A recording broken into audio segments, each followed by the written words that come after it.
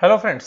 इस वीडियो के अंदर मैं बात करूंगा आपके साथ आदित्य बिरला कैपिटल से संबंधित, उसके शेयर प्राइस से संबंधित, उसकी वैल्यूएशन से संबंधित और मोर इम्पोर्टेंट कि आज उसके क्वार्टरली रिजल्ट्स आए तो उससे संबंधित हम बात करेंगे।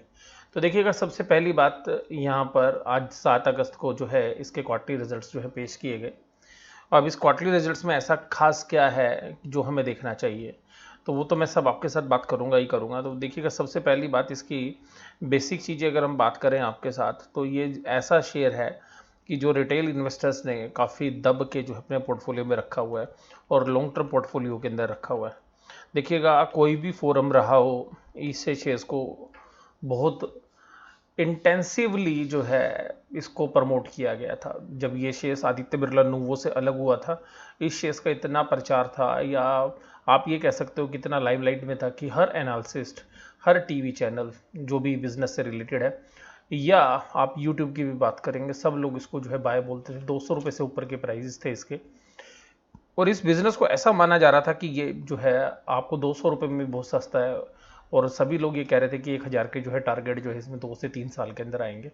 लेकिन देखिएगा, समय के साथ साथ जो है मार्केट भी चलती है और समय बलवान होता है। तो अब देखिएगा, मैं इसे का एनालिसिस करूं तो देखिएगा, प्राइस से संबंधित जो एनालिसिस है मैं वो लेटर पार्ट के अंदर आपके साथ करूंगा। तो सबसे पहली बात है कि इसकी जो सब्सिडरी कंपनीज हैं ये काफ़ी बेहतरीन है और बहुत बढ़िया बिजनेस मॉडल है, इसमें नो डाउट। लेकिन बहुत बड़ा पोर्शन जो है इनका म्यूचुअल फंड का है, उसके बाद जनरल इंश्योरेंस है, लाइफ इंश्योरेंस है, म्यूचुअल फंड्स बिजनेस है। अगर इन सारे बिजनेसेस को भी अलग कर दिया जाए तो ये बिजनेसेस भी अपने आप में एक अच्छी वैल्यू जो है अनलॉक कर सकते हैं इन्वेस्टर के लिए। लेकिन अभी देखिएगा, क्योंकि मेजरली जो बिजनेस है वो फाइनेंस से आता है, और फाइनेंस जो है अभी पेन के अंदर है, और इसी की जो है सिमिलर टाइप की जो कंपनी है L&T जो है फाइनेंस होल्डिंग, तो अल्टीमेटली उस बिजनेस में भी आप देखेंगे तो सिमिलर तरीके के जो फाइनेंस वाला मेजर पोर्शन है, और बाकी तरीके की फिर असेट्स मैनेजमेंट कंपनियां या दूसरे बिजनेसेस हैं। तो उसी तरीके का बिजनेस यहाँ पर भी है। तो क्योंकि बहुत सारे जो लोग हैं वो हमसे उसके बारे में भी सवाल पूछते हैं, लेकिन अभी लोगों ने सवाल पूछने बंद कर दिए हैं इसके बारे में, क्योंकि ये शेयर्स काफ़ी नीचे जो है आ चुका है। तो देखिएगा, अब हम बात करें कंसोलिडेटेड रिजल्ट की। देखिए, कंसोलिडेटेड रिजल्ट्स आपको बताऊं कि इसमें बहुत सारे बिजनेसेस मिक्स हैं। तो इसकी जो प्रेजेंटेशन है या जो इसके फाइनेंशियल स्टेटमेंट आप सामने देख रहे हैं, ये आपको डिफरेंट तरीके की लगेंगी। ये इस तरीके की फाइनेंशियल स्टेटमेंट आपको L&T फाइनेंस होल्डिंग में नजर आएगी, या इस बिजनेस के अंदर नजर आएगी, या कुछ और कंपनीज जैसे बजाज फाइनेंस या बजाज फिनसर्व जो है, इस तरीके की कंपनियां जो है इस तरीके की रिपोर्टिंग के अंदर है। तो जनरली इस बिजनेस के अंदर अगर आप देखेंगे तो इंटरेस्ट की जो इनकम्स है वो जहाँ पर पिछले साल 1869 करोड़ की थी, वहाँ 1712।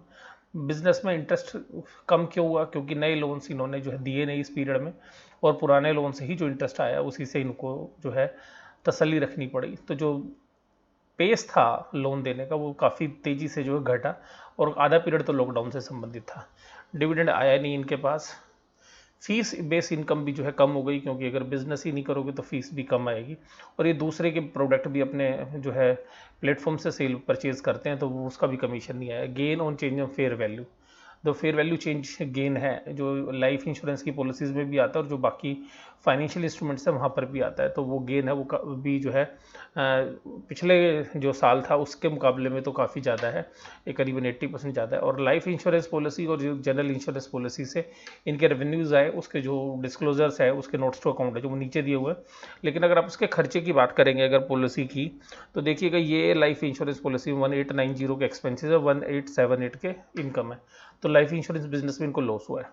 उसी तरीके से पॉलिसी के हेल्थ इंश्योरेंस में 278.18, और पॉलिसी के अंदर जो इनकी जो मेडिक्लेम पॉलिसीज है यानी कि हेल्थ इंश्योरेंस है, वहाँ पर भी इनके रेवेन्यू कम है और एक्सपेंसेस ज़्यादा है। दोनों बिजनेस के अंदर लॉस हुआ है। और जो सर्विसेज वगैरह सेल करते हो 31.2। अब इसके बाद देखिएगा फाइनेंस कॉस्ट, क्योंकि अगर ये पैसा ब्याज पे चढ़ाते हैं तो ब्याज पे लेना भी तो पड़ता है। तो अल्टीमेटली ये बैंकों से जो है उधार लेते हैं, या एनसीडी के माध्यम से जो है पैसा उधार लेते हैं। फीस और कमीशन जो है कम दी इस बार, क्योंकि देनी भी कम थी। इम्पेयरमेंट यानी कि जो प्रोविजंस हैं आपके नॉन परफॉर्मिंग असेट्स के, वो है इसके अंदर, लेकिन इनका जो प्रोविजन है पिछले बार से कम बनाया है, लेकिन पिछले साल से जो देखिएगा डबल हो गए हैं। तो ये जो प्रोविजंस हैं ये पिछले साल जो 107 करोड़ के थे वो 217 करोड़ के, और ये हो सकता है कि ये प्रोविजन की जो असेसमेंट है ये इन्होंने अपने हिसाब से की है, जो आरबीआई की गाइडलाइंस थी उसके हिसाब से। यहीं पर एक प्रेशर जो है पॉइंट हमें लगता है कि अगर ये प्रोविजन बढ़ता है तो ये जो प्रॉफिट अभी आपको जो शो किए जा रहे हैं ये शायद प्रॉफिट नहीं होते। तो प्रोविजन के मैकेनिज्म जो है यहाँ पर चेंज होगा तो यहाँ पे आपको स्थिति भी बदलती आएगी। एम्प्लॉय के खर्चे इनके बढ़ते हुए नजर आए हैं और क्योंकि सेफ्टी मेजर्स के ऊपर भी इन्होंने खर्च किया है। अदर एक्सपेंसेस रिड्यूस हुए हैं इनके, तो पिछले साल 91 के थे, इस बार 83 है, लेकिन पिछले क्वार्टर से सब्सटेंशियली जो है रिड्यूस हुए हैं।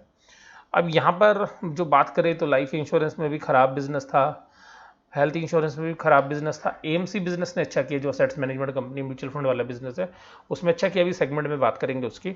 और उसके बाद अगर हम इसके पूरे टोटल बिजनेस की बात करें तो जो ईपीएस आती है वो 0.82 आ रही है, पिछले क्वार्टर से ज़्यादा है, पिछले साल से करीबन 40% से ज़्यादा की जो है कमी देखने के लिए मिली है।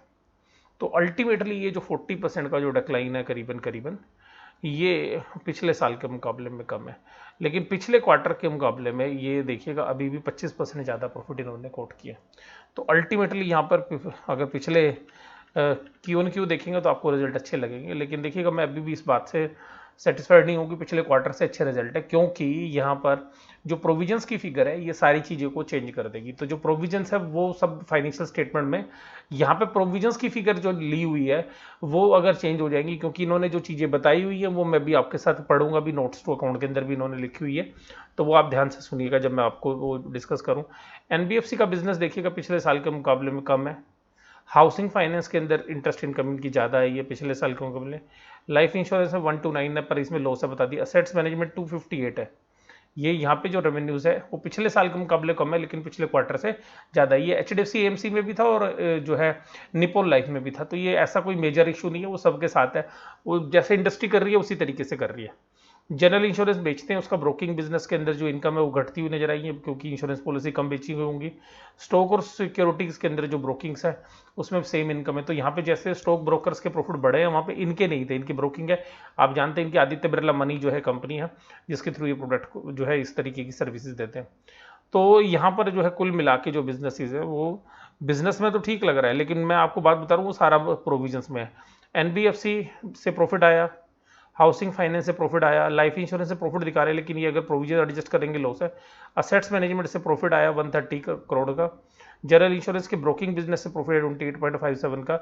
हेल्थ इंश्योरेंस में लॉस है, स्टॉक ब्रोकिंग में मात्र 5 करोड़ के प्रॉफिट है। तो अल्टीमेटली ये जो प्रॉफिट्स हैं ये सब प्रोविजंस पे भारी हैं, तो प्रोविजंस का जो बिजनेस है वो इन सबको जो है खत्म कर देता है। और प्रोविजंस के लिए जो इन्होंने लाइन लिखी है वो आपको हैरान कर देगी, वो मैं आपको जो है शेयर करूंगा प्रोविजंस वाली लाइन। तो देखिएगा प्रोविजंस वाली जो लाइन है वो क्या कह रही है, तो ये कह रहे हैं कि जो मोरेटोरियम है on the basis of the past due status obtain on 29 February to RBI as the group assessment, ये ध्यान से, the extension of moratorium term of RBI relief itself can not be treated as an indicator of significant increase in the credit risk. ये बात बता रही है कि देखिए प्रोविजन कम बनाई, ये इस लाइन का मतलब बता रहा हूँ, कह रहा है कि जी मोरेटोरियम जो आरबीआई ने डिक्लेयर कर दिया ना इसकी वजह से ऐसा कोई इंडिकेशन नहीं मिल रहा है कि हमारे रिस्क जो है बढ़ गए, क्रेडिट रिस्क, यानी कि जो हमारा पैसा डूबेगा, यानी कि जो हमने उधार दे रखी है वो डूब जाएगी, इसका मोरेटोरियम से कोई लेना देना नहीं है, इससे कोई इंडिकेशन नहीं मिलता है। ये सरासर जो है ना पचने वाली बात है। तो ये बात जो है मुझे कचोट रही है और ये बता रही है कि मैनेजमेंट ने कम प्रोविजन बनाया होगा। जब वो कमेंट्री में लिख रहा है कि ग्रुप की असेसमेंट है कि मोरेटोरियम जो आरबीआई ने रिलीफ दिया उसकी वजह से हमारा कोई भी जो है क्रेडिट रिस्क नहीं है, तो इसका मतलब जो सारी दुनिया बोल रही है, जो सारे फाइनेंशियल एनालिसिस्ट बोल रहे हैं, उनकी असेसमेंट गलत है। इनके ग्रुप की जो असेसमेंट है हो सकता है इनके ग्राहक जो है वो स्पेशल हो, तो हो सकता है कि इनकी असेसमेंट जो है जायज हो, बट मुझे नहीं लगता। तो ये जो मेरी राय थी मैंने आपके साथ शेयर कर दी। उसके बाद देखिएगा अगर इनके शेयर प्राइस की बात करें तो शेयर प्राइस है 59.15। अब यहाँ पर अभी भी जो शेयर्स है ये 15 की पी दिखा रहा है, लेकिन देखिएगा आप जो ट्रेलिंग बेसिस पे देखोगे तो 15 से ज़्यादा की पी होगी, 20 से भी ऊपर चली जाएगी। अगर अभी आप यहाँ पे भी देखें तो क्या पी रेशियो निकलेगी, अगर ईपीएस देखेंगे आप तो हमने ईपीएस अभी कैलकुलेट की है, अगर 2 क्वार्टर की बीपीएस देखेंगे तो हमारी ईपीएस क्या निकल रही है, ईपीएस निकल रही है 82.62 पैसा, ये 2 क्वार्टर के अंदर। तो आप मान लो 2 रुपये 3 रुपये लगा लीजिएगा मैक्सिमम से मैक्सिमम, तो 3 रुपये अगर ईपीएस आएगी तो 25 की पी रेशो पे जो शेयर है ये ट्रेड काम कर रहा है अभी भी। तो ध्यान रखिएगा ये जो पी रेशो दे रखी है आपको पिछले साल की दे रखी है। इसके बावजूद देखिएगा कुछ की फैक्टर्स हैं जिनकी मैं बात करूंगा। देखिएगा सबसे पहली बात है इन्होंने लोन बांटे कहाँ हैं, ये सबसे इंपॉर्टेंट है। लोन जो बांटे हैं उसमें देखिएगा एसएमई को इन्होंने 864 करोड़ के जो है लोन कम कर दिए इस बार, यानी कि उनको लोन कम बांटे हैं। उसके बाद देखिएगा रिटेल को इन्होंने बढ़ा दिया। देखिएगा रिटेल को हर कोई बढ़ाना चाहता है, कॉर्पोरेट को, कंपनी को लोन दे नहीं रहे, एचएनआई इन्वेस्टर को दे नहीं रहे। ये क्या इंडिकेट कर रहा है? ये इंडिकेट कर रहा है कि इंडिया की जीडीपी डी ग्रो करेगी। और देखिएगा लोन बुक जो है 5000 करोड़ के आसपास जो है इन्होंने कम कर दी। दूसरी बात देखिए,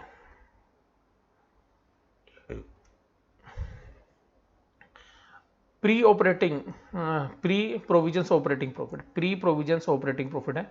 ये जो फिगर्स आप देख रहे हैं ये प्री प्रोविजंस ऑपरेटिंग प्रॉफिट्स है। ये पिछले साल 497 करोड़ के थे जो 392 करोड़ के, और पिछले क्वार्टर में 400 करोड़ के थे। इसका मतलब है कि रिजल्ट खराब है। कोविड का असर तो था ही, लेकिन वैसे भी रिजल्ट प्री प्रोविजंस भी कम है। और प्रोविजंस के ऊपर तो मैंने डाउट रेज कर ही दिया, आप लोग जान नहीं रहे हैं इस बात को।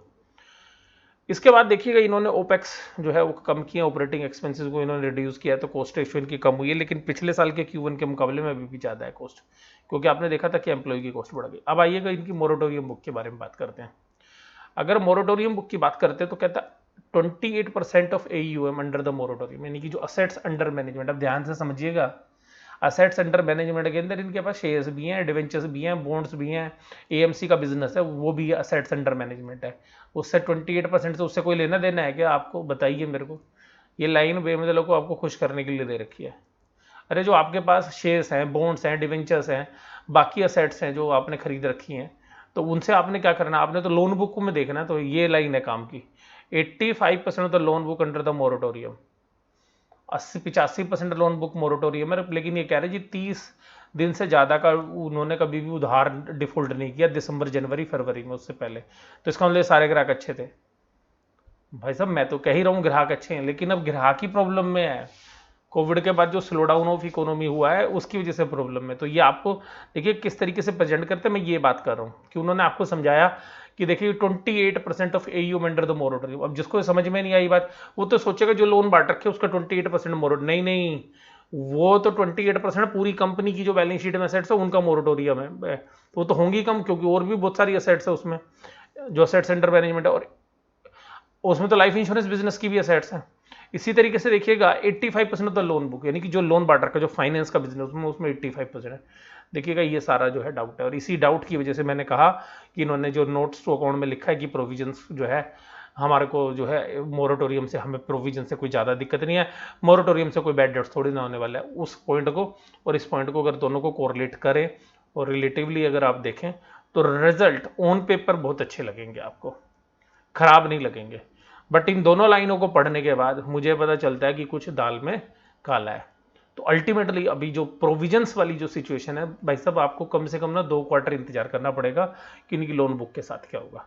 अगर 2 क्वार्टर इनके सही सलामत निकल गए, अगला जो रिजल्ट है उसमें देखेंगे कि क्या इनका बैड डेट्स होता है, क्योंकि मोरेटोरियम शायद गवर्नमेंट अब एक्सटेंड नहीं करेगी, क्योंकि कल कोई क्रेडिट पॉलिसी में इसके बारे में कोई अनाउंसमेंट नहीं थी। तो अब देखिएगा अगले क्वार्टर से पता चलेगा ना कि कितनी पेमेंट इनके पास आ रही है। और उसके बाद भी मैं आपसे कहूँगा दिसंबर क्वार्टर के बाद सारा दूध का दूध और पानी का पानी होने वाला है। तो अभी देखिएगा मैं तो ये कहूँगा, लेकिन इनका जो बिजनेस मॉडल है, अभी जो शेयर का प्राइस भी तो टूटा हुआ है, तो अगर शेयर के प्राइस से बात करें हम, तो यहाँ पर अगर करेक्शंस आती है तो थोड़ी बहुत हल्की फुल्की परचेज की जा सकती है। क्योंकि अगर ये लोन अंडर मोरेटोरियम वाली बुक को हटा दे तो इनके पास जो बाकी कंपनियां हैं वो बेहतरीन है। तो इन प्राइजेस में ज़्यादा खोने के लिए कुछ है नहीं, 5-10-15 रुपए की करेक्शन और हो सकती है। लेकिन इसके अंदर जो इनके पास असेट्स हैं, बेहतरीन असेट्स हैं, जो लाइफ इंश्योरेंस बिजनेस है उसको बहुत अच्छी वैल्यू मिलती है, AMC वाला जो बिजनेस है म्यूचुअल फंड का वो बहुत बेहतरीन है इनका। तो ये 2 बिजनेस मुझे बहुत अच्छे लगते हैं इनके जो पोर्टफोलियो के अंदर है। तो ये जो दोनों बिजनेस को अगर आप निकाल के अगर कल को कंपनी डीमर्जर भी करेगी तो दोनों बिजनेसेस बहुत बढ़िया हैं। और इसीलिए ये जो लोन फाइनेंस वाला बुक है ये भी देखिएगा अगले 2 क्वार्टर का रिजल्ट देखिए, अगर वहाँ पे सही सलामत हो जाती है तो ये शेयर्स जो है काफ़ी अंडर वैल्यूड नजर आ रहा है अब हमें। बट ये जो सारी मेन प्रॉब्लम है, ये लोन बुक रिकवर होगी या नहीं होगी, क्योंकि अगर ये लोन बुक रिकवर होने में प्रॉब्लम हो गई और यहाँ से 4-5 हज़ार करोड़ रुपए का अगर इनको नुकसान हो गया या ज़्यादा नुकसान हो गया, तो ये समझ लीजिएगा कंपनी 2-3 साल पीछे चली जाएगी। तो अल्टीमेटली यहाँ पर जो है हमें यही देखना है। और जब वो बड़े लॉसेज अगर इन्होंने रिपोर्ट कर दिए अगले 2 क्वार्टर में, तो फिर शेयर के प्राइस नीचे भी आ सकते हैं। बट मैं आपको ये भी कहूंगा कि जब वो लॉस रिपोर्ट करे वो देखना पड़ेगा कितना है। तो अगर नीचे शेयर्स मिले जो 52 वीक जो लो के आसपास के जो प्राइसेस हैं, वहां पे इसको अगर लॉन्ग टर्म के होरिजन से आप एक्यूमुलेट करें और आप 5-7 साल इंतजार करें, तो ये जो सारी चीजें हैं वो टाइम बिंग जो है रिवाइज कर जाएंगी और फिर एक अच्छी मल्टीफोल्ड रिटर्न देने का भी दम इस शेयर्स के अंदर आ सकता है। तो मैंने इसके सारे जो अच्छे थे बुरे थे सब चीजें आपके साथ बात की, और ये जो मेरा एनालिसिस है इसमें मेरी कोई पर्सनल होल्डिंग है नहीं शेयर्स के अंदर अभी हाल फिलहाल में। तो जो भी डिस्क्लोजर है वो भी मैंने आपको कर दिए। तो बिल्कुल इंडिपेंडेंट एनालिसिस जो है मैंने आपको जो है दिया है इसका, और जो भी मुझे उचित लगता था, जो मेरी सूझबूझ थी, उसके साथ मैं आपको जो है अपने विचार प्रकट कर रहा हूँ। तो देखिएगा आपको वीडियो कैसी लगी, जरूर से जरूर आप मुझे कमेंट बॉक्स में बताइएगा। वीडियो देखने के लिए धन्यवाद। Thank you very much.